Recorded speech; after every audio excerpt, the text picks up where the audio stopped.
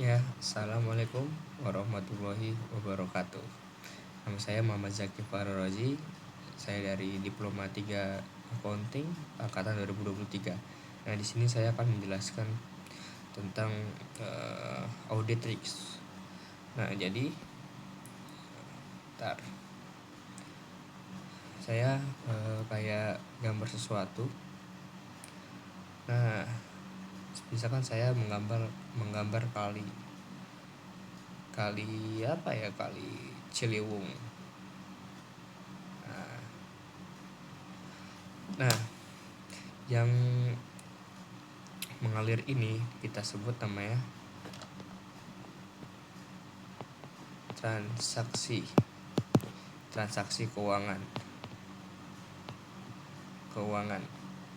Nah, lalu yang kita ambil dari kali ini airnya, misalkan di sini ada kerannya.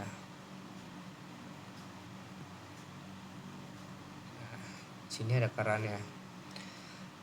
Nah, biasa kan yang masuk itu kan ada kayak pasir-pasir gitu lah, pasir-pasir.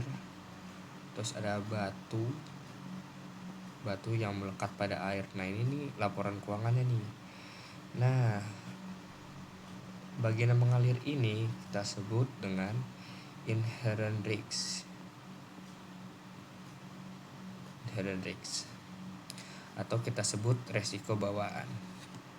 Nah, dalam inherent risk ini, bayangin misalkan ada perusahaan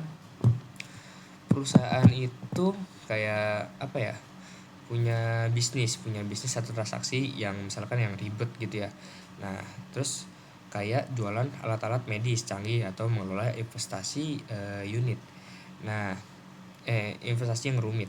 Nah, dari awal aja resiko salah catat atau salah lapor udah tinggi banget. Nah, karena sifatnya bisnis itu misalnya kayak ada perubahan nilai barang, kurs mata uang, atau aturan pajak yang sering berubah-ubah. Nah, resiko bawaan ini nggak ada hubungannya sama sistem pengendalian perusahaan. Nah, ini nih murni karena bisnisnya itu memang rawan salah dari sininya nih. Nah, lalu setelah itu ini ada kayak pancuran sih di ujung keran ini. Nah, kita akan membuat suatu wadah.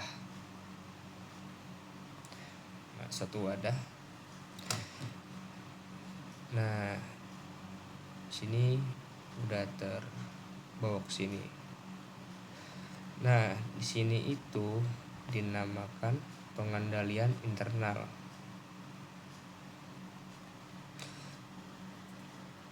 Nah, yang buat pengendalian internal ini itu adalah manajemen. Nah, dalam sini tuh masih aja menurut saya tuh masih bisa ngerembes, masih bisa bolong. Nah, yang masih bisa lolos ini kita sebut namanya resiko pengendalian. Nah, resiko pengendalian atau control risk ini, misalkan bayangin kayak perusahaan itu punya sistem internal untuk buat ngejaga supaya semuanya itu tercatat dengan benar. Kayak misal ada tim keuangan, sistem akuntansi atau prosedur pengecekan data. Nah, tapi masalahnya kadang sistem ini tuh bisa gagal. Nah, entah karena orangnya kayak nggak terlalu paham aturannya, ataupun alatnya error atau SOP-nya udah nggak relevan lagi. Nah, terus jadi meskipun ada salah catat atau ada salah saji, sistemnya itu nggak bisa canggih atau langsung nangkep gitu. Nah, akhirnya salah saji itu lolos ke laporan keuangan yang dibawa auditor. Yang lolos itu namanya tadi nih resiko pengendalian. Nah, makanya kita bikin lagi saringan yang kedua. Nah, saringan yang kedua, Nah, saringan yang kedua ini yang masuk ke dalam sini itu dinamakan program audit.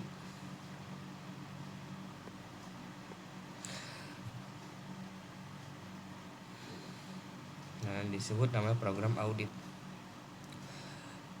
Nah, biasanya tuh di dalam program audit itu yang biasa tuh masih bisa terjadi tuh masih banyak yang nggak terdeteksi, masih bisa ada kebocoran data. Nah, kebocoran data ini disebut dengan resiko deteksi, RD. Nah, resiko deteksi ini itu bagian yang kayak apa ya, kayak nyangkut langsung sama kerjaan auditor. Nah, setelah laporan keuangan dikasih ke auditor, ada resiko yang nggak berhasil nemuin salahnya. Nah, bisa jadi karena datanya kayak susahnya tuh kayak susah diakses. Nah, terus prosedur auditnya itu kayak kurang tajam, atau ada bagian yang nggak dia periksa karena dia pikir tuh kayak aman-aman aja, nggak ada kebocoran gini nih, nggak ada kebocoran. Nah, misalnya auditor itu cuma ngelihat transaksi besar, tapi ternyata ada transaksi kecil-kecil yang sering banget salah nih. Yang transaksi yang sering salah tuh yang lolos ini nih, yang masih bisa lolos, dan jumlahnya itu kalau dikumpulkan bisa jadi gede.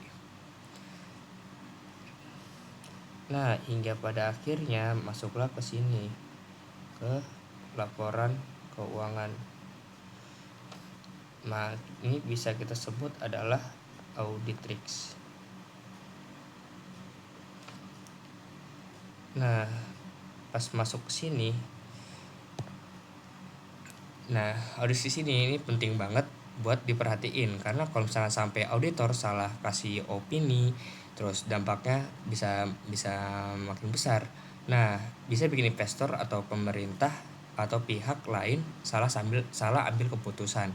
Nah, jadi kerjaan auditor itu kayak apa ya, kayak ngejalanin misi detektif tapi di dunia keuangan. Nah, dan dia harus super teliti biar nggak ketipu atau kelewat sesuatu yang penting. Nah, makanya di sini nih bisa disebut bisa audita itu kayak risiko audita itu bisa diterima dan bisa nggak diterima, atau bisa salah saji. Tuh. Terima kasih. Wassalamualaikum warahmatullahi wabarakatuh. Sampai jumpa di pertemuan selanjutnya.